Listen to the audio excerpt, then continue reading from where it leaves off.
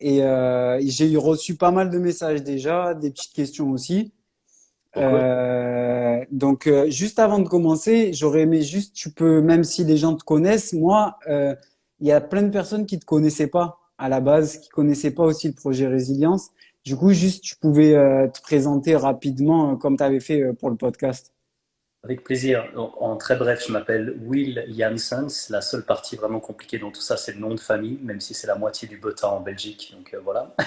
Je suis coach, auteur, également formateur, et puis je dirais un grand passionné autour de la santé, de la composition corporelle, comment prendre du muscle, comment perdre de la graisse, comment faire tout ça sans y laisser sa santé, notamment le côté santé mentale, notamment le côté justement, on va dire tout ce qui est psychologie et tout ça. Et voilà, pour une brève introduction, un passionné dans le domaine de la santé et tout ce qui touche de près ou de loin l'organisme humain, on va dire ça comme ça. Yo Super. Nico. Et du coup, ben, là, d'un coup, il y a plein de personnes qui sont arrivées. Donc, on est déjà à 24. Donc, bonjour à tous. Merci d'être là. Donc, pour rappel, on fait un live ce soir avec Will pour mêler émotion et nutrition. Donc, n'hésitez pas au cours de la conversation si vous avez des questions. Juste moi pour me présenter pour ceux qui me connaissent pas, du coup, je m'appelle Loïc, je suis de base coach sportif et j'ai évolué un peu dans ce monde-là et j'ai été confronté à pas mal de questionnements, notamment dans le comportement des gens que je coachais au quotidien. Et aujourd'hui, je travaille plus autour des émotions et du développement personnel et essayer de comprendre pourquoi on a envie de faire quelque chose, mais pourquoi on ne le fait pas en fait. Pourquoi on a envie de tenir une jet et pourquoi on n'y arrive pas. Pourquoi on a envie de mener une action et qu'est-ce qu'il y a derrière tous ces mécanismes-là, autre que la psychologie. Donc aujourd'hui, c'est le gros travail. C'est pour ça que je voulais qu'on fasse un peu ce live autour des émotions et de la nutrition. Et pour commencer, je voulais qu'on parle un peu pratique. C'est-à-dire que toi, tu as quand même maintenant beaucoup de recul en termes de coaching, d'accompagnement sous diverses formes, j'imagine. Quand on te parle d'émotions dans la nutrition, qu'est-ce que toi, dans ta carrière, tu as été le plus confronté avec les gens? C'est quoi la difficulté que tu as rencontrée le plus souvent, tu vois, en dehors de l'aspect vraiment nutritionnel, tu vois, dans l'application de la diète ou avec les gens, les retours des gens, les difficultés?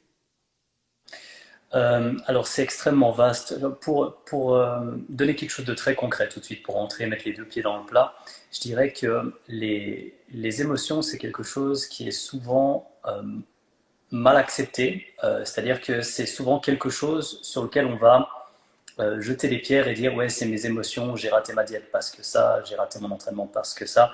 Et c'est sans même des fois se poser plus de questions autour des émotions qui peuvent venir à différents endroits, mais il y a ce lien peut-être dans un premier temps entre le psycho et le physio, le psychophysiologique comme on dit, qui est interdépendant probablement à plein de niveaux dont j'ai même pas conscience moi-même, mais ce qui est sûr, c'est qu'il y a des relations un peu dans tous les sens comme ça. Et ce qui est intéressant, c'est autant de voir les changements qu'on peut avoir chez une personne lorsqu'on appuie quelque part sur des modifications physiologiques, on regarde l'alimentation, on regarde le sommeil, on regarde le stress, des choses entre guillemets basiques, et le type d'entraînement, mais lorsqu'on regarde aussi peut-être un peu plus en profondeur, entre guillemets, et qu'on a des discussions, c'est là qu'on rentre avec le fameux côté humain que j'adore, mais qui est ô combien complexe, lorsqu'il s'agit de discuter peut-être un peu plus en profondeur l'objectif de base qui était j'ai envie de perdre du gras, j'ai envie de perdre du poids, j'ai envie de prendre du muscle, je me sens mal dans ma peau. Bon, plein d'idées, mais quand on va juste un petit peu plus loin, puis on essaie de comprendre, pas forcément se dire ok, juste comprendre le pourquoi ou ce genre de choses, mais juste creuser un peu, laisser la place sans jugement et dire ok, qu'est-ce que tu veux vraiment? Qu'est-ce que tu recherches à travers ça? Où est-ce que tu en es maintenant? Ah, ok, c'est, t'as envie de te sentir bien, d'accord. Qu'est-ce que ça veut dire te sentir bien? C'est pour toi? Ah non, c'est au travail, on t'a fait des remarques, qu'est-ce qui se passe? C'était qui autour de toi? C'était toi seul? On est tous influencés et donc on rentre dans un sujet qui est un sujet, j'ai un ami qui a appelé ça le PFH, j'adore, je vais résumer, je vais être un petit peu informel. C'est le putain de facteur humain, je t'en ai déjà Ok. parlé. Et du coup, ce qui est génial, c'est qu'on sort de ce côté mécanique d'interprétation dépourvue d'émotions, où on essaye d'aider des humains en laissant justement les émotions de côté. Là, on est coach, mais on est aussi empathique. On est coach, mais on est aussi humain. On est coach, mais on est aussi présent. On est coach, mais on est aussi juste là pour écouter. Et une énorme partie de la réussite d'un coaching, à mon avis, vient de ce côté humain. Ce côté, j'ai envie de dire, de base. Alors le terme bienveillant peut être mal connoté, mais je vais être très clair là-dessus. Une intention de vouloir aider les gens. Et ça, c'est un truc très spécial chez les coachs, comparé aux personnes qui font peut-être une espèce de... Et je comprends que ce soit très rentable, hein, une espèce de business où le but c'est mettre des gens dans les cases, appliquer quelque chose, on continue et c'est dépourvu de tout ce qui est éventuellement humain, pour ainsi dire. Et je pense que, si je réponds enfin à ta question, le côté émotion rentre dans ce cadre où on se dit on met de nouveau le côté humain au centre de tout ça. Ce qui peut faire la beauté de la chose ou la complexité de la chose, selon comment on aborde ça. C'est ça. Et tu as commencé par un truc important, c'est que quand on parle d'émotion, j'ai l'impression qu'on parle tout le temps de psychologie. C'est-à-dire qu'à l'époque, moi, quand j'étais coach, enfin, je suis toujours coach, mais plus basé sportif avec la jet, etc. Quand on voyait une personne était trop, on va dire, stressée, quoi que ce soit, on renvoyait de suite vers une thérapie psychologique. Mais ce qu'il faut bien comprendre, c'est que l'émotion, à la base, elle est physiologique, c'est-à-dire qu'elle part du corps. Et c'est qu'après qu'elle monte jusqu'à la tête. Mais d'abord, elle naît dans le corps. C'est quelque chose on va appeler, tu vois, somatique. Ça naît dans le corps. D'ailleurs, quand tu es en colère, ça naît d'abord, tu sens peut-être ton cœur t'accélérer, l'estomac se nouer, et après ça monte, et là tu commences à te raconter des histoires. Mais l'émotion, elle est à la base physiologique et c'est en lien avec le système nerveux. Du coup, pour ceux qui rencontrent parfois des difficultés dans leur diète, etc., c'est pas un problème psychologique, tu vois. Et c'est mon interprétation, tu vois, des choses aujourd'hui parce que on a tendance, et notamment, tu sais, quand j'avais commencé avec la formation Bayesian Bodybuilding en 2016 maintenant, et dans ce monde un peu du fitness, on a tendance à dire que les gens sont pas motivés, qu'ils ont pas envie, que c'est des flemmards, qui, tu vois, j'ai l'impression qu'il y a parfois ce truc-là mais c'est pas qu'une question de motivation pour moi, tu vois. C'est pas juste, on envoie une diète, comme tu as dit, et je l'applique. Si c'était aussi facile, il n'y a pas 85% des gens qui reprendraient leur poids perdu dans les 2 à 3 ans à venir, tu vois. Et c'est pour ça que ce facteur humain, il est vraiment essentiel pour moi et on l'oublie, on le met de côté, tu vois, j'ai l'impression. Alors, ouais, là tu touches un point extrêmement important, c'est-à-dire où est-ce qu'on place la limite? Est-ce que finalement on a besoin de placer une limite parce que tous ces contributeurs ont quelque part un degré de contribution, mais n'ont pas forcément besoin d'être, sans sortir des termes trop techniques, mutuellement exclusifs. Ça veut dire c'est pas juste le stress ou juste la nutrition ou juste le manque de sommeil ou juste peut-être quelqu'un qui n'est pas capable de suivre tel ou tel truc ou juste ce pote qui n'est pas trop dans le soutien. C'est un mélange de tout ça. Et n'importe quel contributeur, quelque part, peut avoir une importance relativement importante à un moment et beaucoup moins importante à un moment. Par exemple, qu'est-ce qui fait que tel client n'a pas suivi sa diète pendant un week-end? Ah ben il y a la belle-mère qui est arrivée. Ok, bah, la cause de la reprise de poids, c'était la belle-mère. Et pourtant, on avait tout le reste qui était nickel. On parlait de protéines, de machin et tout, de micronutrition. On était nickel sur tous les plans. Mais il y a la grand-mère qui est arrivée, il y a telle personne qui est arrivée, il y a tel ex-copain qui a fait je sais pas quoi, qui fait que le stress de la vie de la personne et machin, il y a le boss qui a gueulé sur... bon, voilà, on rentre dans quelque chose qui a, entre guillemets, rien à voir, mais tout a un impact. Et ce qui est intéressant, je pense, du côté stress, notamment, c'est comment est-ce qu'on voit ça pour l'organisme humain. Si, par exemple, on voit le stress comme une forme d'inadéquation entre, on va dire, ponctuellement les demandes que notre environnement nous impose, d'une certaine manière, et notre capacité à faire face. Pour être très simple, c'est une manière de dire, euh, la belle-mère, plus le stress, plus le manque de sommeil, plus l'entraînement, plus la nutrition qui n'est pas adaptée, ça me met tant de points de stress. Moi, combien j'ai de points de défense à utiliser contre ça? Et si on a de la marge, pour X ou Y raison, on sort d'une séance de yoga, on est au soleil, on a bien mangé, on est avec des potes sympas, puis à ce moment-là, il y a une série de stress qui nous tombe dessus. Ok, je suis prêt.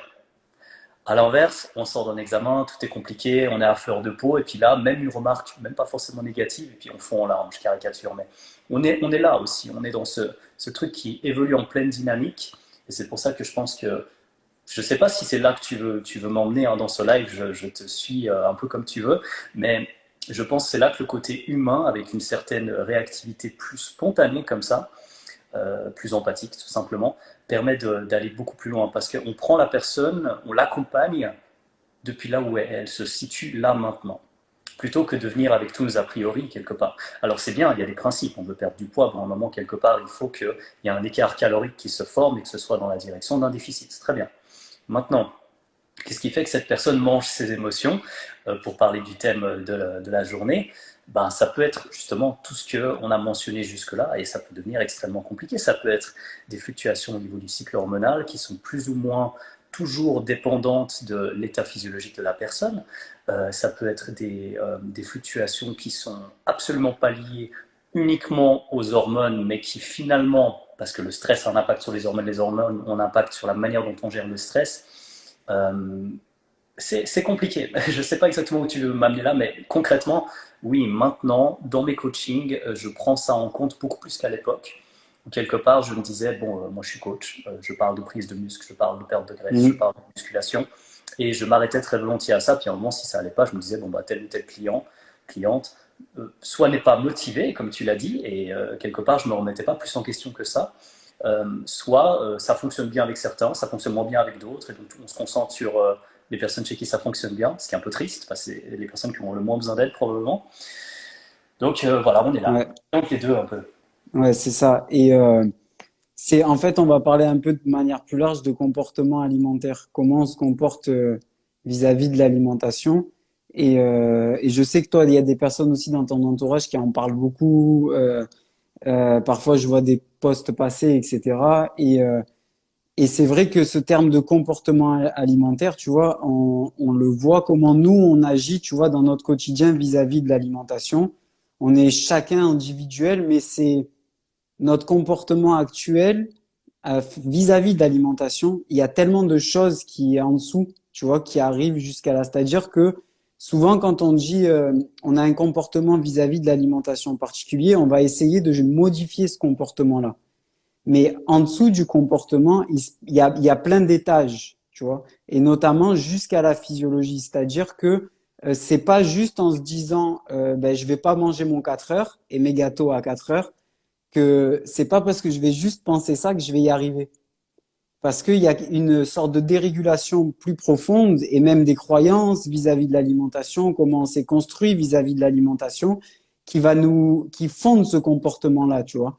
Et moi, le message que j'essaye de transmettre, c'est ce côté-là, comme tu l'as dit, humain, et que c'est pas juste un comportement de motivation où j'ai envie de perdre du poids et je vais y arriver, tu vois. Il y a des choses parfois beaucoup plus profondes et ancrées, tu vois. Je te donne un exemple tout simple. Il suffit que pendant ton enfance, dans tes 5 premières années, on t'ait dit tout pendant 5 ans, il faut que tu finisses ton assiette. Tu vois, c'est un truc qu'on entend tout le temps, tu vois, régulièrement.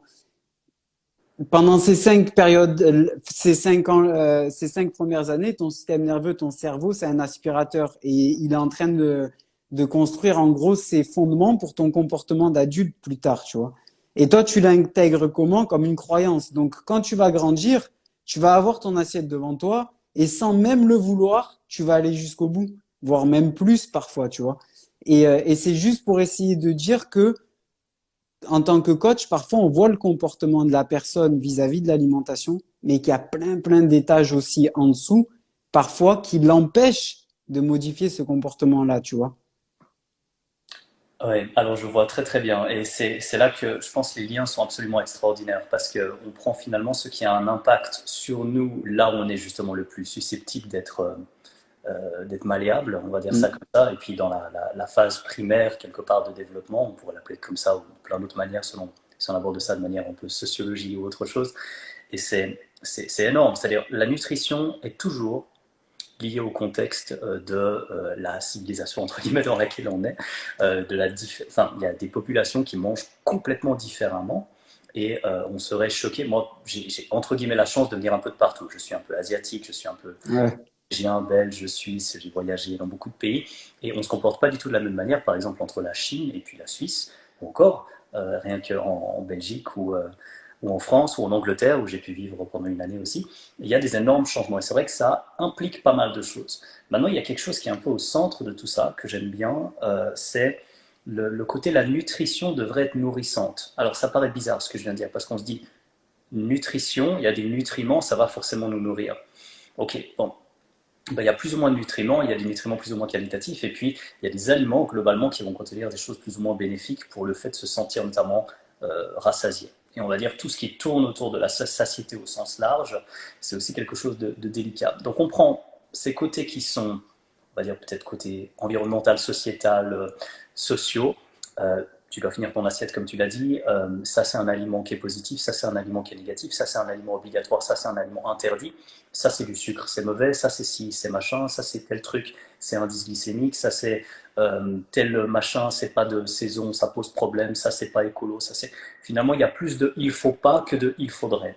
Et ce qui est compliqué, parce qu'un autre truc que tu sais certainement mieux que moi au niveau du cerveau, vu que c'est quelque chose qui t'intéresse tout particulièrement, c'est que le cerveau n'aime pas beaucoup des vides. Et quand on dit il faut pas, il faut pas, il faut pas, on remplace par quoi? Qu'est-ce qu'on prend? Est-ce qu'il y a quelque chose qui peut nous rassurer, nous faire du bien, mais aussi directement physiologiquement? Exemple très concret, parce que je fais un peu une guerre des patates en ce moment avec les pommes de terre, et puis ce côté où on s'arrête des fois à quelque chose d'extrêmement, mais quand je dis extrêmement, c'est extrêmement réducteur. Le fameux index ou indice. Ouais. Et puis on se dit, ok, ça va réguler tout le corps. Alors déjà, on est très réducteur au niveau de la physiologie, mais si on veut être encore plus réducteur, là c'est clair qu'on néglige tout ce qui est, tout ce dont on vient de parler, hein, côté sociétal, ce qu'on veut. C'est encore une autre échelle. Manger des pommes de terre et essayer d'en manger trop, c'est absolument impossible. C'est littéralement impossible. Quelqu'un qui essaye dès demain et qui me dit j'ai réussi à grossir avec une diète de pommes Ouais. de terre, faites pas ça, mais l'index de satiété fait qu'on peut juste pas. En fait, à un moment, on est plein. Et puis bon, au bout d'un moment, même si les pommes de terre c'est bon, on peut en avoir marre aussi. Mais pour dire, c'est pas ça qui va faire grossir. Et pourtant, ça fait partie des interdits. Autre truc, et là je suis un petit peu plus provocateur, le sucre. Le sucre qu'on va trouver par exemple dans les fruits, dans les jus pressés, dans le miel, dans le sirop d'érable, mais aussi simplement le sucre de table. Le sucre, c'est vraiment de l'énergie. C'est vraiment de l'énergie condensée. On pourrait dire de l'énergie pure, entre guillemets, pas pure dans le sens la meilleure, mais pure dans le sens dépourvue d'autre chose, au sens littéral. Et en fait, le fait d'avoir eu assez de sucre sur une journée, c'est une manière de réguler justement tout ça aussi. C'est un signal extrêmement important de disponibilité en énergie, tout particulièrement l'énergie préférentielle pour différentes choses. Et lorsqu'on parle de cognitif, on parle bien sûr de cerveau, on parle de cerveau qui utilise une quantité colossale d'énergie. Et si on arrivait juste à donner déjà un signal au corps, et que le signal était là pour le cerveau, tiens, tu as besoin de sucre, serre-toi, il y a ce qu'il faut. Juste ça. Ce truc tout bête, on arrive déjà à changer énormément de choses. Et puis le problème, c'est que beaucoup d'approches vont directement contre ça. On a l'extrême qui serait la diète cétogène, on a le combo plus extrême qui serait diète cétogène plus jeûne, plus il faut manger finalement qu'une fois par jour, plus il faut manger qu'une fois par jour, mais après avoir fait un entraînement de 2 heures à jeun, je caricature, on ne comprend plus rien. Et du coup, on oublie simplement cette histoire que l'alimentation est liée avec une manière d'alimenter notre corps et de lui dire, tiens, tu as ce qu'il faut, utilise-le de la meilleure des manières possibles, pour caricaturer un petit peu. Et est-ce qu'on peut faire ça avec toutes ces stratégies dépourvues de tout contexte? Je ne suis pas sûr. Ensuite, il y a le niveau social, etc. Moi, j'arrive maintenant, je mange quelque chose à un repas où il y a plein de gens que je ne connais pas, je vais manger mes trucs, mais je suis aussi une grande gueule dans le domaine de la nutrition, conférencier, donc moi on me pose des questions, je réponds et ça me fait limite plaisir, je ne vais pas me sentir oppressé. D'autres personnes, un peu plus introverties, qui ont peut-être plein d'a priori au niveau de la nutrition, arrivent dans un milieu social, on leur dit tu manges des pommes de terre, tu sais pas que c'est pas bien, il y a un indice glycémique, quelqu'un qui monte un petit peu sur ses tours, mais la personne va plus oser manger, va peut-être pas se sentir bien, va peut-être avoir une compensation après coup, et tout ça, c'est lié. Et je pense un des trucs importants, un critère d'émancipation d'une certaine manière, c'est ce qu'on apprend. C'est notre prise de conscience. C'est comment est-ce qu'on connaît notre propre corps. Comment est-ce qu'on connaît la réaction de notre propre corps à certains aliments qu'on a pu choisir. Et donc ça demande une phase d'introspection, d'expérimentation, mais une phase d'apprentissage aussi. Donc je ne sais pas si tu voulais aller de ce côté-là, mais c'est pour dire une sorte de campagne qu'on a presque, si je puis dire, avec mes collègues du projet Résilience notamment, c'est une campagne de responsabilisation, pas de culpabilité, mais d'augmentation de la responsabilité. Les gars, vous pouvez apprendre des trucs sur vous. À chaque fois que vous mangez quelque chose, votre système digestif vous parle. Vous êtes en train de péter tout l'après-midi pour être un peu informel ou ça va super bien, vous avez plein d'énergie?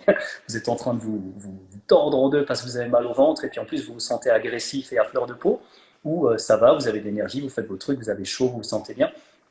L'idée c'est ça aussi, la gestion des émotions est aussi liée à nos différentes constantes physiologiques, qui ne sont pas des constantes, mais qui sont des c'est l'équilibre, comme tu sais, hein, l'homéostasie, c'est une sorte de petit curseur qu'on essaie de garder toujours à un certain stade pour être le mieux possible, le plus longtemps possible. Et il y a un moment, on doit manger, il y a un moment, on doit dormir, il y a un moment, on doit respirer si on est à bout de souffle après un effort. Tout ça, ça s'équilibre. Et ça s'équilibre assez bien dès le moment qu'on accepte de s'écouter. Et qu'on accepte C'est ça. d'écouter des expériences de plusieurs expérimentations où on s'écoute sur la durée. Au final, on sait dire, ah ben moi, je contrôle mon corps, il n'y a pas de problème.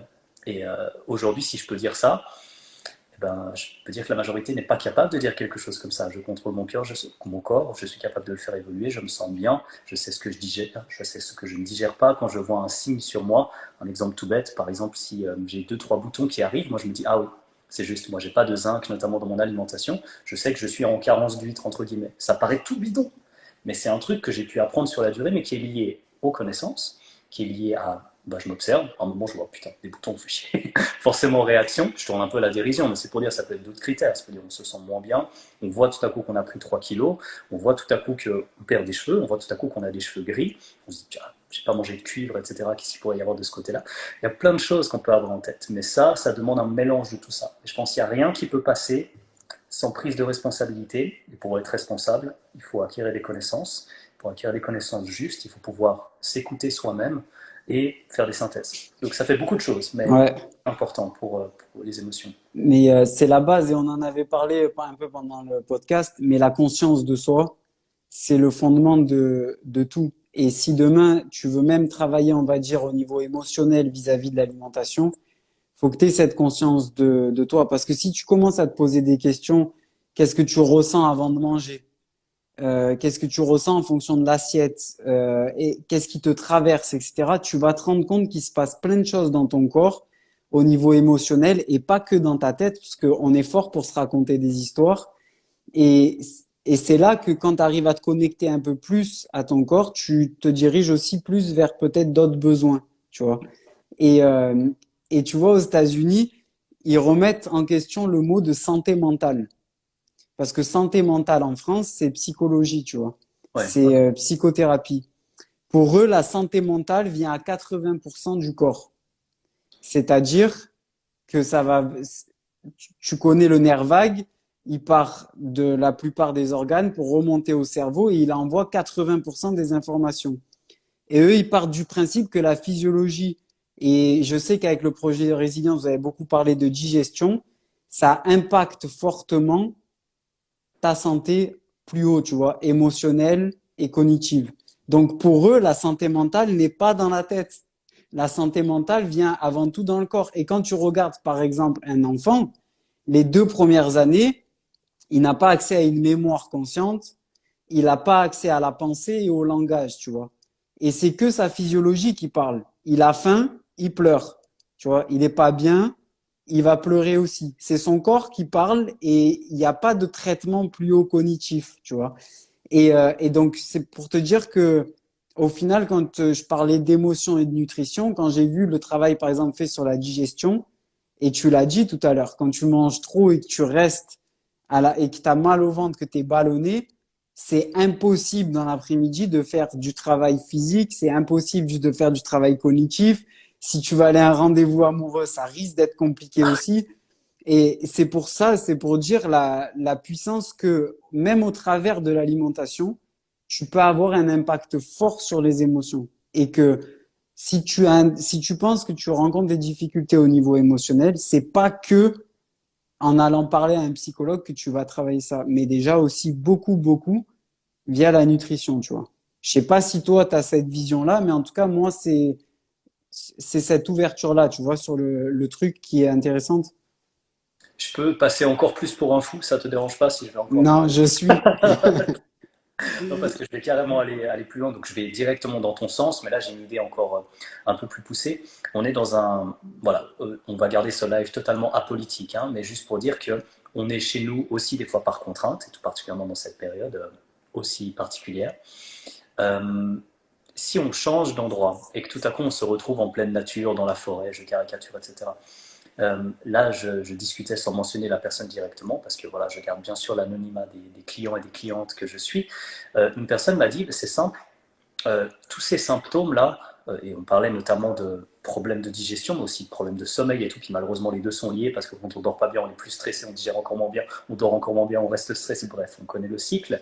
Et cette personne est juste partie 2 semaines en forêt, dans une maison. Voilà, ils ont loué une maison pendant 2 semaines et ça a mis moins de 2 jours pour que tous ces symptômes dégagent. Donc une fois qu'elle était dans un autre endroit. On n'a pas parlé de nutrition, on n'a pas parlé de gestion du stress, on n'a pas parlé de sommeil, on a juste changé de maison, changé d'endroit, changé de cause principale de stress à ce moment-là pour cette personne, qui était un environnement de M, pour être un petit peu informel. Et en fait, ça va totalement, je pense, dans ton sens. Après, si tu n'es pas d'accord, il n'y a aucun souci, on est là pour débattre aussi. Mais dans l'idée, là, c'est même au-delà, quelque part, de la nutrition, c'est au-delà, quelque part, du physiologique direct, c'est eh ben, notre environnement a un impact, et un impact important. Puis des moments qu'on ressent des émotions, qu'on n'est pas juste une espèce de sociopathe complètement taré, prêt à tuer n'importe qui si jamais il y a un problème, je caricature un peu, eh bien, quel est l'effet d'un changement d'environnement aussi important que peut-être un changement de lieu de vie, ou lieu de vie ponctuel. Et donc du coup, on peut sans problème aller des fois plus loin aussi. Après, je pense le plus triste aussi, parce que cette situation fait qu'on est aussi des fois contraint de rester avec des personnes alors qu'on n'est pas censé rester avec des gens qui sont potentiellement toxiques pour nous, enfin censé, je vais dire au sens large. Et du coup, y a d'autres choses très compliquées qui se passent, hein, l'augmentation des violences conjugales, etc. Bon, plein de problèmes liés à cette situation, je ne vais pas plus Mm. loin. Mais ça, ça peut être vraiment à la base de tous les autres problèmes liés aux émotions, c'est juste qu'on ne peut pas y échapper. Et ça, c'est encore pire quelque part. C'est lié à des phénomènes, quand on va un peu plus loin, qui peuvent être appelés learned helplessness. C'est ces moments où on sait que de toute façon, on va se faire engueuler. On sait que de toute façon, on va avoir un problème. Si on reprend ces études sur les animaux, avec des rats qui, au bout de je ne sais pas combien de décharges électriques, décident de même plus bouger, alors que les 2, 3 premières, ils bougeaient dans tous les sens, là, c'est plutôt le à quoi bon. À quoi bon. C'est ça. Mais c'est ça, c'est un comportement de survie. Tu sais, quand tu fais, c'est ce qu'ils appellent freeze en anglais, tu vois, tu gèles, tu ne bouges plus. C'est la dernière étape, quoi. Et il faut comprendre que parfois le comportement alimentaire, vous parlez beaucoup du sucre, par exemple, tu vois, mais tout le temps, on vient me voir, on me dit le sucre c'est mauvais, mais tout le temps, tu vois, tout le temps. Et mais je fais plus de diète, tu vois. Et mais on me dit tout le temps le sucre, tu le vois tout de partout, de toute façon. Mais en fait, au bout d'un moment, c'est pas le sucre le problème, c'est nous, c'est notre comportement et notre lien vis-à-vis du sucre. Parce que le sucre, comme tu l'as dit, c'est une superbe source d'énergie. Et si une personne arrive en sortant du travail, qu'elle se jette sur des gâteaux ou des choses sucrées, c'est simplement que, comme tu l'as dit, à un moment donné, c'est une source qui va lui permettre de retrouver un état d'équilibre à l'intérieur, tu vois. Elle a la dose de stress qu'elle a reçue tout au long de la journée fait qu'elle est en mode très activé, tu vois. Le cœur peut peut-être être un peu plus fort, l'estomac un peu serré, les muscles tendus. Il faut que l'organisme trouve quelque chose dans son environnement pour retrouver un état d'équilibre. Donc, il y en a qui vont direct à la salle, ils font une grosse séance et d'un coup, le système, un peu de calme, tu vois. Et il y en a d'autres qui vont rentrer en fonction de comment on a grandi et ils vont se jeter sur quelque chose comme ça. Donc, c'est normal qu'ils se jettent sur du sucre et pas sur une assiette d'haricots verts, tu vois, par exemple. Ah C'est bon? parce que ça a pas le même impact. Et heureusement qu'il y a le sucre quand même, tu vois. Mais c'est pour dire que par rapport à l'environnement, c'est essentiel. C'est essentiel. Surtout aujourd'hui, tu vois, dans la période qu'on traverse. Déjà en temps normal, c'est difficile d'apprendre à se réguler seul et pas aller chercher des sources à l'extérieur. Parce que du coup, l'alimentation devient parfois une source pour nous retrouver un état d'équilibre intérieur, tu vois. Mais quand tu as autour de toi un environnement qui ne favorise pas ces avancées-là, tu vois, ben, automatiquement, tu risques de faire du surplace dans tes avancées en termes de nutrition, d'alimentation, etc. Tu vois, je te donne un exemple tout simple, le fromage. J'ai toujours eu une idée du fromage où c'est mauvais pour la santé, tu vois, par rapport aux publicités, par rapport au fromage industriel. Il y a quelque temps, je rencontre le projet Résilience et vous avez su créer en moi une émotion qui m'a fait changer ma croyance vis-à-vis du fromage, tu vois. Petit producteur, l'intérêt du fromage, etc. Tu vois. Et si on n'arrive pas à changer son environnement, il est important aussi de créer une émotion. Tu vois, toi qui connais le milieu du fitness, au bout d'un moment, pour atteindre des niveaux de masse grasse aussi bas et aller aussi loin dans la diète, c'est pas que du mental, je pense. C'est qu'il y a quelque chose d'émotionnel plus profond qui te pousse à aller à un stade, tu vois. Et quand on est confronté parfois à un client qui, dans sa diète, a des difficultés, au lieu de se confronter que au comportement alimentaire, changer les trucs, c'est parfois essayer de créer en lui une émotion plus forte qui lui permettra, tu vois, d'adhérer davantage à la diète. Tu vois, une vision plus grande, quelque chose de plus grand, tu vois. Et je sais pas ce que tu penses de ça, parce que toi, tu connais aussi le milieu du fitness, t'as allé loin avec ton corps, t'as découvert plein de choses. Et ce truc-là, à un moment donné, il y a une émotion plus forte en nous qui nous permet de passer des étapes. Ok, là il y a un truc qui devient extrêmement intéressant, extrêmement puissant, et donc du coup qui demande une certaine responsabilité. Je commence par quelque chose, tu me dis si ça te va, si Ouais, ça... c'est toi. Ok, bon, ok, très bien. Non, dans l'idée, dès qu'on joue un petit peu avec les émotions, et j'utilise ce terme exprès, on a une responsabilité énorme, parce qu'on sait que lorsqu'on crée des émotions chez les gens, on peut changer un comportement et pendant une durée potentiellement importante et avec une intensité qui est très forte aussi. Et on a une responsabilité, toi comme moi d'ailleurs, en tant que coach, personne qui va suivre, qui va accompagner des personnes, parce que la limite entre l'aide, l'assistanat, l'aide, la volonté de bien faire, mais des fois peut-être le côté où on manipule sans vouloir, ou alors on peut carrément vouloir, et puis c'est un autre débat, je ne pense pas qu'on soit les deux dans ce cas-là, mais c'est pour dire, voilà, ça peut être très compliqué. Euh, on peut, il y a des comportements de coach qui sont juste absolument exécrables. Je vais prendre le pire des exemples que j'ai en tête, bien sûr, sans mentionner, parce que je ne fais jamais de mention comme ça ad hominem. Des coachs qui menacent leurs athlètes à un certain stade de ne plus les suivre s'ils ne prennent pas tel ou tel produit. Donc moi, je suis parfaitement à l'aise avec le fait de parler du milieu du sport, de compétition et d'aller un petit peu plus en haut. Je ne vais pas forcément euh, mentionner telle ou telle chose, mais on peut bien imaginer que dans le sport Mm. de compétition, un coach qui a sa carrière, sa réputation, etc., s'il a ses athlètes n'ont pas assez de résultats et qu'il est dans un stade où il va décider de mettre une contrainte sur ses athlètes au point de dire tu dégages, entre guillemets, ou peut-être même pas entre guillemets du tout, si tu prends pas tel ou tel truc, et attention à toi si tu suis pas ta diète parce que moi tous mes athlètes y réussissent, etc. Là c'est pire que de la manipulation, c'est clairement créer des émotions aussi, hein. Je prends un mauvais exemple exprès, c'est créer des émotions, mais c'est Mm. créer de peur, créer de l'anxiété, créer de la culpabilité, créer une sorte de, bref, d'immobilisme comme ça, c'est horrible, et ça existe. Et qu'est-ce qu'on peut faire dans le sens complètement opposé?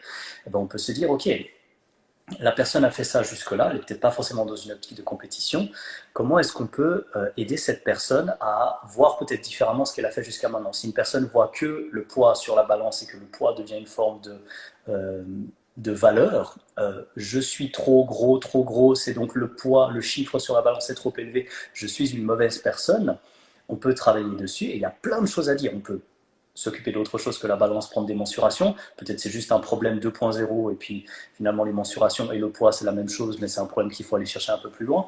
Peut-être qu'effectivement le fait de perdre du poids, ça peut améliorer comment la personne se sent. Peut-être c'est pas du tout la solution. Peut-être qu'il fallait d'abord regarder autre chose. Ensuite le poids va être quelque part perdu tout seul avec d'autres choses qui ont été implémentées. Mais comment est-ce qu'on implémente ces nouvelles choses? Comme tu l'as dit, très souvent, c'est lié à une forme d'émotion, une prise de conscience, ou une émotion qui permet une prise de conscience, ou une prise de conscience qui permet une émotion qui permet un changement. Ces deux choses sont liées. Mais c'est vrai que quand quelqu'un réalise tout à coup, ok, je ne me rendais pas compte que j'ai fait ça pendant tant de temps, maintenant je sais que, exemple très concret, je fume. Alors, moi je fume pas, hein, mais je vais faire comme si je fumais. Je fume et je me dis, alors il n'y a pas de souci, il y a ça, etc. C'est pour moi, il faut bien mourir un jour, enfin tous ces trucs, ces aberrations qu'on entend.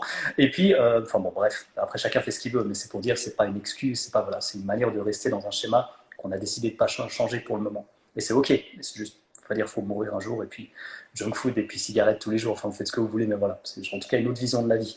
Et donc on avance sur ce côté-là et admettons, bon, deux choses que je suis pas, fumeur et puis une femme. Mais admettons, je suis une femme, je fume et je tombe enceinte. Là, je me dis, waouh, je sais Mm. et j'ai vu les données, j'ai vu ce qui pouvait se passer au début. si je continuais de fumer alors que j'étais enceinte. Boum. Évidemment, ça peut créer une émotion suffisamment forte pour avoir un changement, mais ça peut aussi ne pas le faire. Et c'est là qu'on se dit, waouh, avec malgré l'instinct maternel, etc., les femmes peuvent quand même continuer de fumer. On sait qu'on ne plaisante pas. Au niveau de l'addiction, les cigarettes, c'est du solide. Hein, parce que pour que ça aille au-delà de ça, franchement, c'est que c'est du lourd. Donc, je prends ça aussi dans l'autre sens pour dire que c'est compliqué. Mais là, du coup, une émotion peut aller même au-delà du côté addiction des cigarettes. Ce qui est magnifique. C'est une puissance, c'est une ressource. Mais donc, du coup, c'est aussi lié à une prise de conscience. C'est pas juste moi, ce sera mon bébé, ce sera mon futur enfant.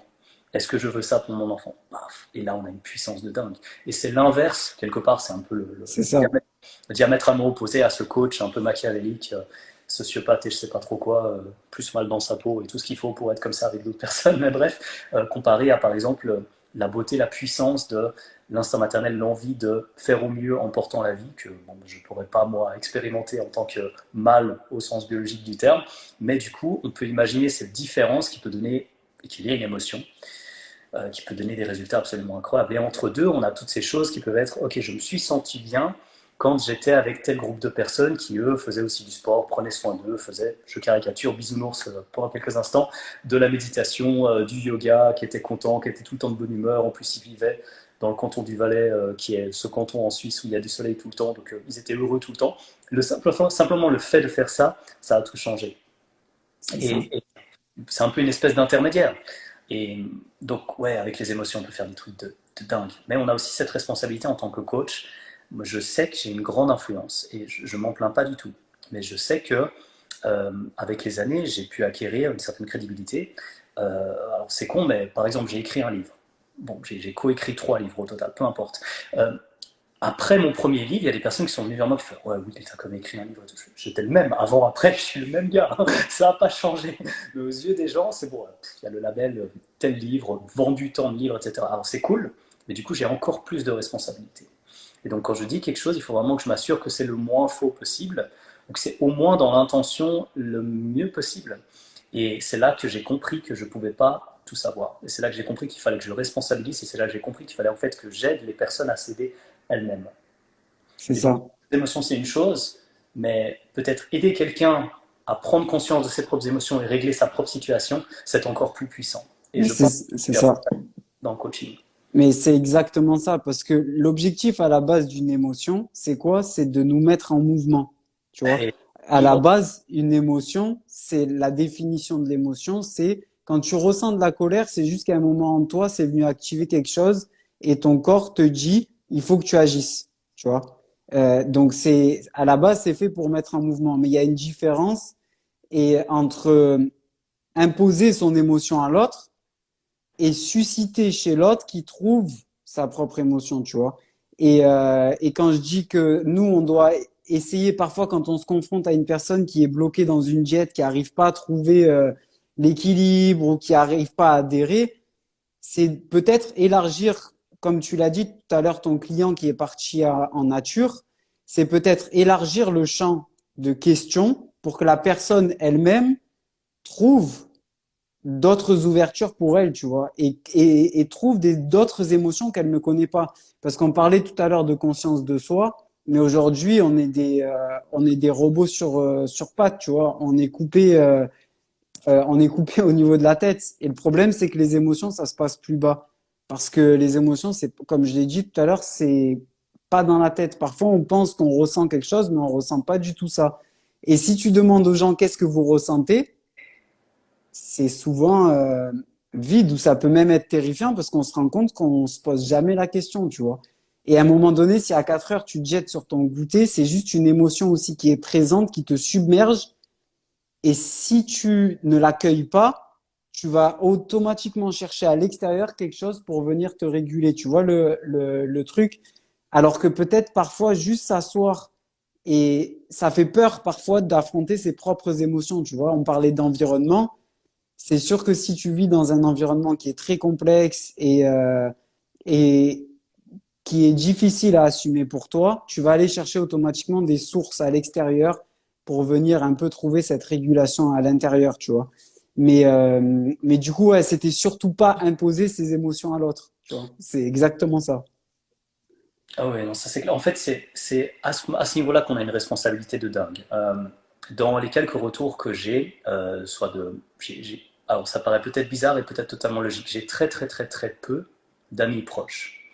Mais dans l'impact que j'ai chez les amis proches en général, c'est Will, j'ai besoin de quelqu'un de calme, qui va me dire vraiment ce qu'il pense, mais avec bienveillance, et qui, si je fais de la merde, va me le dire, mais saura trouver les mots, et puis va justement m'aider à comprendre mes propres émotions à travers moi, qui suis genre super zen, tranquille, et je suis extrêmement stable, mais c'est parce que je fais un énorme travail sur moi aussi. Et du coup, petite parenthèse, et je reprends tout de suite pour répondre à ta question, moi, à travers le yoga, mes méditations, Mm. ça fait un peu plus de 6 mois que je suis à plus de 2 heures de travail par jour, et j'ai manqué 2 jours sur 6 mois, et je l'ai en travers de la gorge parce que moi je suis assez discipliné, hein, donc voilà, c'est ma discipline la plus poussée en ce moment, c'est ça, c'est l'intelligence émotionnelle, la gestion de mon propre équilibre, et puis justement, comment je peux être le mieux possible avec moi-même. Et certaines personnes, on a fait un podcast il n'y a pas longtemps avec un collègue et un ami qui s'appelle Nevin, il m'a posé comme dernière question, qu'est-ce que tu conseillerais aux gens s'ils veulent améliorer leur vie? Puis je lui ai demandé si je pouvais donner des détails à tous les niveaux, puis il a dit oui, bien sûr. Je fais peut-être apprendre à être vraiment bien avec soi-même et pouvoir justement, comme tu l'as dit, alors que peu de personnes le font, se dire qu'est-ce que je ressens, qu'est-ce que je veux, qui je suis, où est-ce que je vais, d'où je viens, un peu tous ces trucs-là, qu'est-ce qui m'anime, qu'est-ce que je comprends de qui je suis, quelles sont mes valeurs, parce que les actes comptent, hein, finalement, qu'est-ce qui fait qu'à un moment il y a eu une injustice et puis je me suis manifesté, qu'est-ce qui fait qu'à l'inverse j'ai pas eu l'énergie, j'ai pas eu l'émotion, j'ai pas eu peut-être la puissance de réagir à tel moment. Qu'est-ce qui fait que il y a quelqu'un qui s'est fait frapper dans la rue et je me suis barré? Qu'est-ce qui fait que je suis allé le défendre? Qu'est-ce qui fait que... Et c'est pas un jugement ici, c'est juste se dire qu'est-ce qui m'anime? Qu'est-ce qui fait que je suis... Quelles sont mes valeurs? Et quelque part se découvrir à travers les valeurs. Et dans le truc sympa, j'aime bien le mot, moi je joue beaucoup avec les mots, découvrir, c'est enlever ce qui est couvert. Donc peut-être que tout ce qu'on a à faire, c'est enlever des sortes de voiles, enlever des sortes de barrières. Et un des trucs que tu as mentionné qui je trouve extrêmement puissant, c'est que toutes ces barrières, probablement au niveau mental, on peut travailler dessus. Mais ça prend un temps de fou. Et il faut aller une couche après l'autre, un peu plus en profondeur et en profondeur en soi, en fait. Et ça, c'est du temps soi-même avec soi-même. Et, C'est ça. et ça prend un temps de dingue. Et la plupart des gens restent juste en surface. Et en fait, voilà, pour reprendre cet exemple, quand des potes m'appellent, moi je suis un peu l'emmerdeur bienveillant. C'est-à-dire que je suis prêt à dire quelque chose de mauvais, entre guillemets, si ça peut aider la personne à réagir et aller un petit peu plus loin. Par contre, je ne vais pas dire un truc galère, enfin, un des trucs que je déteste, par exemple, avec les tests génétiques. Voilà, vous allez mourir dans 10 ans, je caricature, mais j'aurais aussi pu pas le savoir, tu vois. Il n'y a pas de souci. Si c'est un truc génétique déterministe, entre guillemets, puis qu'on sait qu'il y a un problème, bah, laissez-moi tranquille, faire ma vie, etc. Vous avez un truc négatif à me dire? Cool, c'est quoi la solution? C'est quoi l'alternative? C'est quoi la piste? Qu'est-ce que je peux explorer? Qu'est-ce qui fait que je peux améliorer ma situation maintenant que j'ai pris conscience de ça? Et donc, moi, je suis, entre guillemets, cet emmerdeur bien attentionné, c'est-à-dire que j'essaie de responsabiliser les personnes, et c'est pas toujours à mon avantage, parce que des fois, quand je dis certaines choses, ça fait pas toujours plaisir, mais c'est dans une optique où les gens peuvent choisir ensuite de s'améliorer. Mm. Donc voilà, je te rejoins totalement dans cette idée que on devrait jamais avoir le culot. Ça, c'est ce que je pense moi. J'assume pleinement ce que je vais dire. On devrait jamais avoir le culot de se dire, je vais donner tel conseil à toute la population. Je vais donner tel conseil à toute la population parce que je connais personne, en fait. Donner des conseils à tout le monde, c'est donner des conseils qui sont à l'opposé de l'individualisation. En fait, on a perdu, c'est une question d'échelle, en fait. C'est un ami, j'ai la chance de pouvoir dire un ami parce que j'ai pu échanger avec lui de nombreux mails et j'ai pu faire une vidéo avec lui qui s'appelle Eric Lépine. Lui, il dit que sa lifelong thesis, sa thèse de toute une vie, c'est de comprendre, en gros, au niveau des interactions, ce qui peut se passer. Et il y a toujours cette notion d'échelle. Au-delà d'une certaine échelle, quand on parle de petits producteurs, tout à coup on va en super, en hypermarché, plus personne n'est responsable de rien. Et l'idée, c'est de recréer une forme d'échelle humaine où on est responsable. Et si on fait une connerie, un truc qui est vieux comme le monde, c'est les rumeurs. Ben, si dans un petit village on fait une connerie, tout le monde sait qu'on a fait l'enfoiré. Si on fait une connerie, mais qu'il y a tellement de N plus 1, N plus 1, N plus 1 partout que personne n'est responsable de rien et tout le monde a essayé de se faire sa petite marge au détriment de toute valeur morale, éthique, peu importe, il y a quelque chose qui est toujours dépendant de l'échelle. Et donc, mon message ici, c'est on ne peut que aller vers l'individualisation. Ça ne veut pas dire qu'on n'est pas humain, ça ne veut pas dire qu'on ne reste pas à 37 degrés, ça ne veut pas dire qu'on n'a pas un cerveau qui consomme préférentiellement du glucose, ça ne veut pas dire qu'on ne peut pas créer des corps cétoniques, ça ne veut pas dire qu'on reste, ok, Homo sapiens sapiens, maintenant là-dedans on fait quoi? eh ben, on est tous sacrément différents. Et du coup, comment est-ce qu'on gère ça? Ben, comment est-ce qu'on gère nos émotions? Comment est-ce qu'on avance? Comment est-ce qu'on donne des outils pour que chaque personne avance? Et c'est là qu'il y a le feu, en fait. C'est là qu'on s'arrête plus jamais. C'est là qu'on n'a jamais deux clients qui sont pareils. Et c'est la beauté du truc. Et ça, c'est bon, ce qui me concerne. Après 8 années de coaching, là où je me sens plus, le, le plus à ma place, pour ainsi dire, c'est quand je me dis, OK, j'ai vraiment été là. Et moi, je suis suffisamment solide, suffisamment ancré, suffisamment stable pour pouvoir accueillir pleinement ce que quelqu'un va me présenter. Et ensuite, j'aide. Mais ça demande une sacrée stabilité. Donc en fait, si on ne s'occupe pas de soi-même, comment est-ce qu'on veut coacher? Si on ne Ouais, coach pas, comment est-ce qu'on veut aider les autres? Bah, on fait que balancer des trucs, faites ça, c'est bien de manger ça, c'est pas bien de manger ça. J'ai vu dans tel machin qu'il fallait faire ci. C'est vide, quoi, il n'y a pas d'âme. Enfin, en tout cas, c'est comme ça que je le comprends. Et j'ai l'impression qu'on a beaucoup moins d'impact aussi, parce que de nouveau, et là c'est toi qui me l'as bien rappelé, les émotions, ça permet de changer énormément de choses. Et si on arrive à déclencher quelque chose comme ça, purée. J'ai quelques témoignages, je ne vais pas encore faire trop genre, mais quand une personne m'écrit, fait Will, j'ai écouté une fois un de tes podcasts, je me suis dit il y a quelque chose à creuser, la personne a écouté un deuxième podcast ou autre, et à un moment, je reçois un message en espèce de pavé, Will, je voulais juste te dire, voilà ce que j'ai changé, ça, je suis allé à la ferme d'à côté, il y a ça, machin, moi-même je me suis lancé à tel endroit et tout. Je fais waouh, ok, je ne veux pas dire j'ai changé la vie, parce que c'est jamais moi qui change, mais j'ai créé quelque chose qui a germé dans un terrain fertile, une personne qui a su s'écouter, qui a su avancer avec ses propres émotions, sentiments, etc., et créer ça, matérialiser ça, entre guillemets, dans son propre quotidien. Et ça, cet impact-là, je vais être très informel, mais putain, ce que je suis fier. Pas parce que je m'approprie quoi que ce soit, mais je me dis, waouh, pouvoir aider des gens à prendre conscience de quelque chose qui, a priori, est une bonne chose au final, et c'est ce que je pense dans le cas de la personne qui m'a fait ce témoignage, c'est du pur bonheur. Et ça fait vibrer, quoi. Donc, enfin, en tout cas, c'est comme ça que je vois le coaching, et c'est les plus belles récompenses que j'ai dans ma vie actuellement, c'est c'est celui-là. ça. Mais c'est ça la puissance du truc, comme tu l'as dit, que tu arrives aussi à un certain niveau de coaching.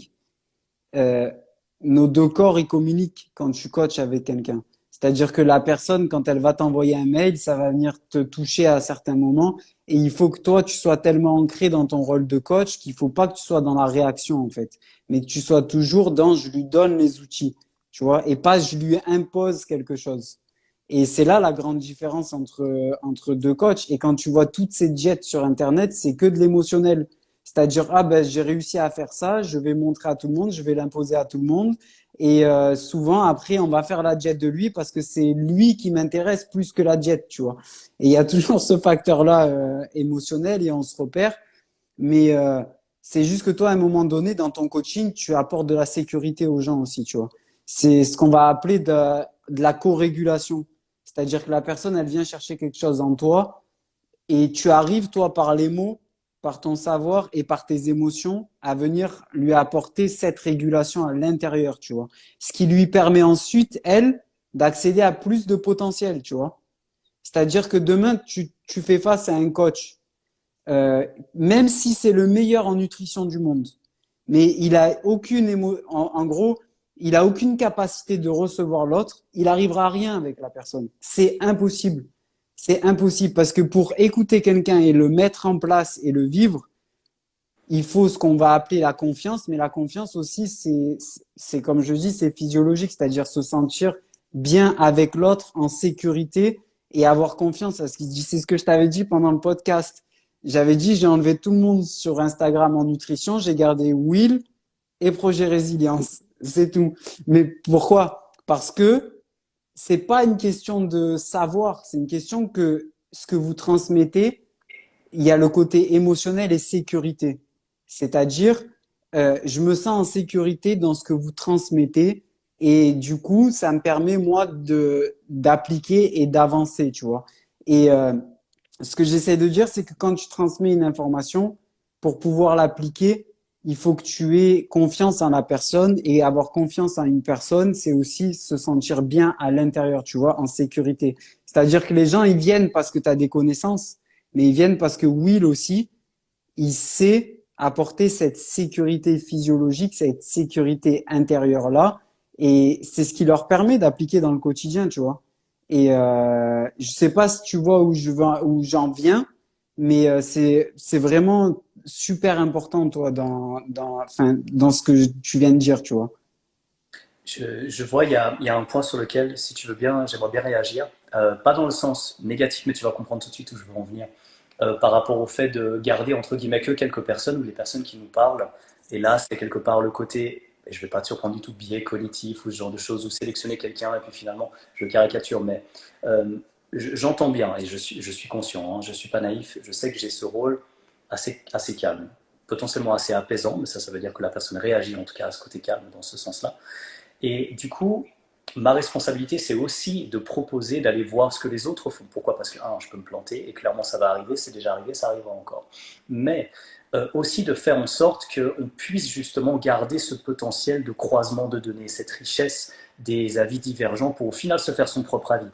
Donc autant concrètement, ça me touche ce que tu dis. Je me dis, oh putain, si tu dois garder une seule personne, puis que c'est moi, genre, ouais, trop cool. Mais en fait, ma réaction directe, c'est à la fois, c'est cool, et j'espère que par contre, c'est pas un mauvais choix. C'est pas moi qui fais ce choix. Si tu fais ce choix et que tu l'assumes pleinement, je peux que l'accueillir tel quel et à la limite, je peux te dire merci.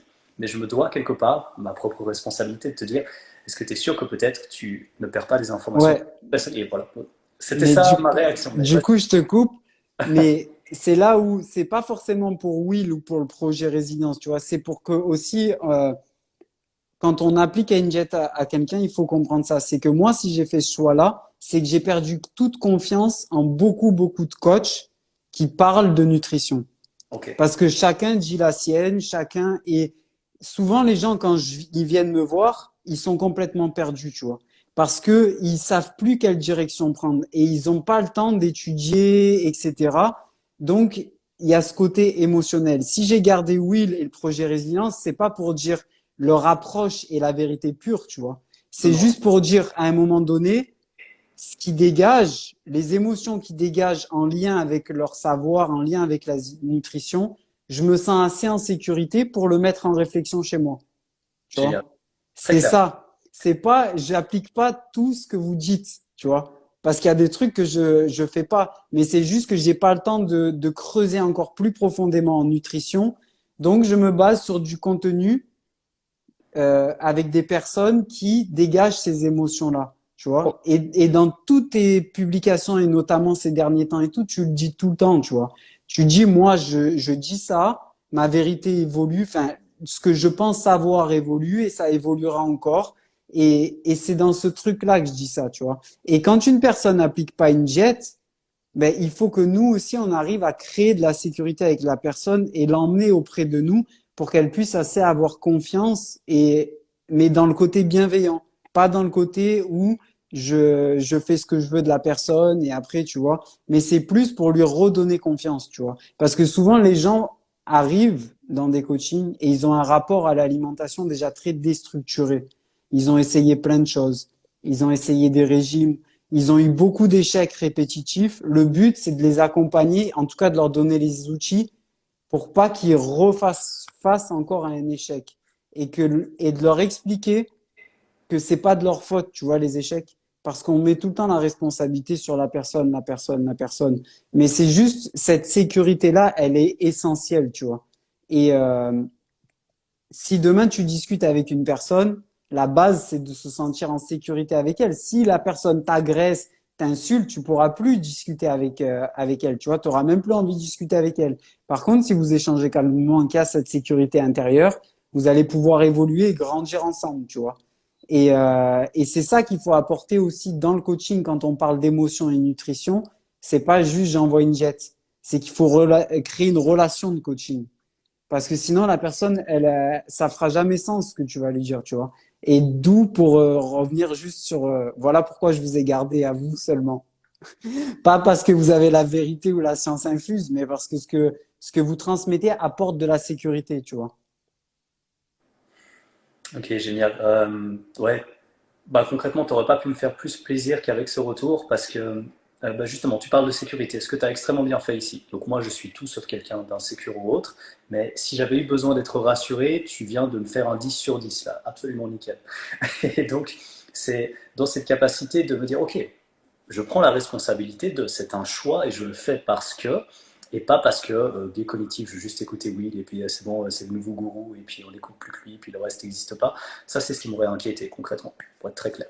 Parce que euh, tu connais ce biais où finalement on aime quelqu'un pour de la musculation, puis tout à coup la personne dit quelque chose pour bah, la nutrition, justement, nul à chier le conseil. Mais comme on aime bien cette personne pour la musculation, un certain charisme, etc., bon, on va accepter un truc totalement médiocre de cette même personne dans un domaine pour lequel elle n'est pas compétente. Et du coup, on a un biais qui est voilà, très facile à éviter et j'aurais voulu éviter cela. Donc tout clair, nickel de ton côté. Bon. Je te remercie pour ça, parce que c'est ce qui me fait, moi, c'est ce qui me fait vibrer aussi. C'est pas compliqué. Une personne qui te parle de quelque chose sans donner son avis, sans dire ce qu'elle pense, sans dire ce qu'elle ressent, je me dis, ok, bah, bonne suite. Moi, je vais écouter des personnes qui vivent, quoi, qui sont vivantes, qui ont des émotions. Et je me tire moi-même une balle dans le pied, hein, d'une Ouais, manière, parce que ça veut dire que je perds certaines informations.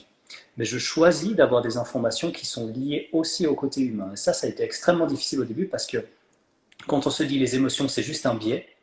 Bon, déjà, à mon avis, on n'est pas vraiment humain parce que quelqu'un qui n'a pas d'émotion, c'est quelqu'un qui ressent que dalle, qui a pas de. Enfin, on ne sait pas pourquoi il fait des choses. À mon avis, finalement, il est plus manipulé qu'autre chose. Parce que ressentir des émotions, c'est ce qui nous permet de, justement, au final, montrer vers où ça nous mène. Moi, je vois ça comme une énergie. C'est peut-être un peu le côté un peu plus abstrait, non, comme mais ça. c'est ça, c'est ça. Ressource, quoi. Dans le sens, ça te fait faire quelque chose. Si tu vis sans émotion, tu vis avec quoi? Tu vis avec une construction de plus en plus solide de toutes tes propres barrières mentales que tu es en train de solidifier et de barricader dans tous les sens pour t'éloigner de tout ce qu'il y a de humain en toi, d'empathique en toi. On n'est plus personne. Sans émotion, on fait plus rien. Et bon, j'ai le problème inverse maintenant, c'est que j'ai fait quelques IGTV peu de temps avant celui qu'on fait aujourd'hui, notamment sur la sensibilité. Et je suis quelqu'un d'extrêmement sensible. Et pour un homme, c'est toujours délicat hein, de l'avouer comme ça. Mais bon, bah voilà, je suis pas aussi juste, je caricature un peu, hein, mais je suis pas juste un gars avec une petite voix comme ça et puis qui est aussi tout sensible. Et puis en fait, voilà, il y a le côté musculation, masse musculaire, j'ai une voix qui a un ton relativement grave, et puis j'ai 33 ans, et puis j'ai un bagage, ce qui me fait que je peux facilement dire, oh, je suis sensible, et ça va pas, genre, c'est bon, oui, c'est la chochotte, je caricature. Mais cette sensibilité, elle va dans les deux sens, c'est-à-dire que, voilà, moi les émotions, je les vis, mais pas à 20% ou à 30%. Je suis petit à petit à fond de chez à fond. Par contre, maintenant que je sais les gérer, il y a tout qui va mieux, tout qui va plus vite, tout qui est plus intense. Mais alors du coup, quand ça va pas, ça va pas. Et par contre, quand ça va pas et que je dois bouger, ça va pas, ça va bouger. Et clairement, ça va bouger. Je dois déménager, je me barre, il n'y a pas de problème. Il y a ce gars que j'aime pas, oh t'inquiète que il va dégager de ma vie, il va plus me donner de nouvelles, il n'y a aucun souci. Il y a cette personne qui pose souci, attends, tu sais comment tu m'as parlé, tu sais ce que tu m'as dit, tu sais comment, etc. Je fais face complètement à 100%, il n'y a plus de feinte. Et donc, c'est finalement la manière la plus simple d'être authentique. Je vis le truc à fond. Mais je ne peux pas le vivre à moitié. Donc, je peux un peu régler le volume, mais purée, tout est puissant en fait. Je laisse plus de faux rentrer dans ma vie. C'est ça. Enfin, en tout cas, sans émotion, quoi. C'est ça. Juste du coup, je voulais dire à tous ceux qui écoutent, si vous avez des questions comme ça, après on terminera, Ouais. envoyez-les. Et pour revenir juste sur ce que tu as dit, c'est là où souvent, enfin c'est mon avis, mais on fait une erreur, c'est que quand on a des difficultés vis-à-vis de l'alimentation, on veut changer le comportement alimentaire. Donc, on va changer notre manière de penser. On va parfois parler de notre histoire, voire faire des liens, analyser, etc. Mais si tu crées pas un changement émotionnel plus profond, il y aura jamais de changement réel dans ton comportement, tu vois.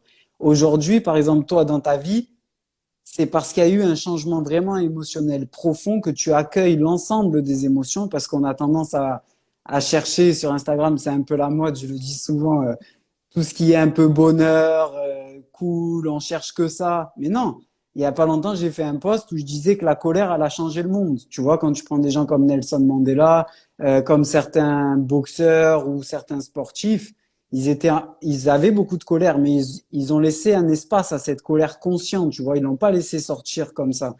Et si vous voulez vraiment changer votre comportement au niveau alimentaire, il faut créer un changement émotionnel bien plus profond et pas juste se dire je vais changer mon goûter ou je vais ci ou je vais ça. Et quand on crée un changement émotionnel plus profond, ça crée en nous, on va dire, au niveau biologique, au niveau même neurobiologique, on baigne dans quelque chose qui va nous pousser de l'avant, tu vois. Et c'est là la différence, de rester bloqué dans la tête et de faire vivre ça dans le corps. Et de toute façon, tu dois le sentir, les émotions. Ça te prend de partout. Ça reste pas juste quelque chose de mentalisé dans la tête, tu vois. Et donc, c'est ça que je voulais dire. Après, moi, c'est ma vision aujourd'hui. On vit les émotions trop en haut, tu vois. Et c'est pour ça qu'on reste bloqué souvent dans un comportement parce qu'on va pas chercher plus bas et on fait pas vivre ça profondément, tu vois. Et mais du coup, ça m'a évoqué ça, ce que tu viens de dire, parce que je vois tout à fait de quoi tu parles. C'est une forme de jugement, mais tu vas comprendre pourquoi j'assume totalement. Tu as une puissance dans ton message, là, mec, ça fait trop plaisir. J'adore. Je te remercie. Mais c'est toi qui m'as inspiré ça, là, tu vois. Bah, si j'ai pu inspirer ne serait-ce qu'une partie de ce que tu as dit, je suis trop fier. Mais ce que tu as sorti là et comment tu l'incarnes aussi toi-même, aussi, bah, tout ce que tu as changé hein, sur le plan professionnel et tout ce qui t'a permis de changer aussi, tu as pu accueillir ça forcément avant, il y a pas d'autre possibilité. Forcément, avant, tu as fait tout ce travail, c'est ce qui fait qu'on est là et qu'on échange, comme on dit, sur une même longueur d'onde, entre guillemets. C'est Et ça. c'était vraiment, ouais, c'était vraiment un plaisir. Je sais pas si tu veux clôturer le live maintenant ou un peu plus tard, mais juste pour dire, Ouais, t'appuies dessus. écoute, moi, c'était Ouais, juste comme je t'ai dit, c'était pour, je l'aurais fait qu'avec toi, tu vois. ok. Et il y a une autre personne qui écoute, c'est Nico, mais parce que ça nécessite d'ouvrir, tu vois, à chaque fois un peu notre vision du coaching, notre vision de l'alimentation, notre vision des émotions, et de voir tout ça plus large. Donc, comme je t'ai dit, je me sens assez en sécurité avec toi pour partager tout ça, pour partager ça avec les gens qui écoutent. Et n'hésitez pas à envoyer des questions si vous avez même après des questions ou des échanges. Et surtout si le contenu, il sert. Parce que si c'est juste pour que ça reste entre nous, je prends une consultation où je t'appelle, on boit un café et on parle, tu vois. Mais le but, c'est que ça fasse écho à chacune des personnes qui écoutent et que chacune des personnes qui écoutent fasse écho encore autour, tu vois. Donc, le but, c'est que le contenu soit intéressant aussi. Et ben, je te remercie énormément. Et je sais pas si les gens peuvent t'envoyer un message s'ils ont des questions ou des choses comme ça, c'est possible. Ils peuvent, bien sûr, par contre, le seul truc qui est clair, c'est que du coup, moi, je fais ce que je peux en fonction de ce que je mets en Ouais, priorité. Et c'est vrai que au niveau temps à disposition pour des questions qui sont quelque part de personnes qui viennent d'Instagram, je suis désolé, c'est un petit peu la régulation que j'ai décidé de choisir. J'assume pleinement, mais c'est plus compliqué quand même pour moi de répondre à tout le monde séparément dans des commentaires. C'est ma propre régulation hein, qui veut ça, c'est-à-dire que j'ai décidé à un moment, parce que lorsque j'ai pris cette décision, j'étais à un stade où par jour, j'allais jusqu'à des fois 4, 5, 6 heures où je répondais aux gens. J'ai compris que je ne pouvais plus me réguler moi-même. Et en fait, j'ai compris qu'il fallait d'abord moi que je grandisse pour être utile encore à plus de bien monde, sûr. pour faire encore de choses cool, etc. Et donc là, ça rentre directement dans ce cadre. Je sais que je ne vais pas réussir à répondre à tout le monde. Mais en général, j'arrive à lire tous les messages. Donc des fois, je mettrai juste un petit cœur ou quelque chose comme ça, enfin le fameux like dans les messages. Mais si je suis dans un stade où j'ai fait tout ce que j'avais à faire sur la journée et que votre message tombe à ce moment-là, peut-être que vous aurez une réponse complète, même par message, par audio ou autre chose. Sinon, j'ai fait le choix de me préserver et donc ce n'est pas quelque chose contre vous si je ne vous réponds pas. Les gens peuvent pour répondre à ta question, mais c'est plus compliqué pour moi. Ouais. Mais ouais, et après, il faut savoir que c'est toujours compliqué de répondre sur Instagram à un message souvent qui pose des questions assez complexes et qui nécessiterait plus de travail. Donc, le seul truc, moi, que je peux inciter, c'est à te contacter par mail et à aller plus loin dans le travail. C'est la seule chose qui marche. Très, très volontiers, ça marche. Mais en tout cas, oui, juste pour une petite remarque, j'ai vu plein de commentaires juste adorables ici, je ne les ai pas relevés parce que Ouais, je venais de parler et j'étais dans le flow, comme on dit. Mais merci infiniment à toutes les personnes qui ont pris un petit moment pour nous écrire. Enfin, j'ai lu tous les messages, hein, donc ouais. vraiment, même si j'ai pas répondu individuellement ou parce qu'on parlait ensemble, un grand, grand merci. C'est juste quelque chose que je voulais rajouter encore. Ok, super. Bah, écoute, Will, juste, est-ce que tu sais Ah, comment je peux le garder pour que oui, je le mette en replay? Parce que depuis tout à l'heure, j'ai vu plein de personnes et je veux surtout pas me louper. ok. Euh, C'est facile. Une fois que tu fermes, tu auras deux options, ne pas le garder ou garder en IGTV. allez, ça va. Bien sûr, garder en IGTV. Et après, tu as deux possibilités. Soit tu peux le garder dans ton feed, soit, donc il va apparaître naturellement comme ça, Ouais, soit tu peux cliquer dessus et tu peux le masquer du feed pour les personnes qui veulent quand même le garder dans les IGTV derrière. Donc, allez, super. Ok. Bon, en tout cas, je te remercie beaucoup. Merci à tout le bon, monde, à ceux qui ont écouté jusqu'au bout. N'hésitez pas si vous avez des questions et on se refera ça peut-être une prochaine fois. En tout cas, merci, Will. à tout le monde. Merci Loïc, tu as été Salut à tout le monde. Bonne soirée. Salut.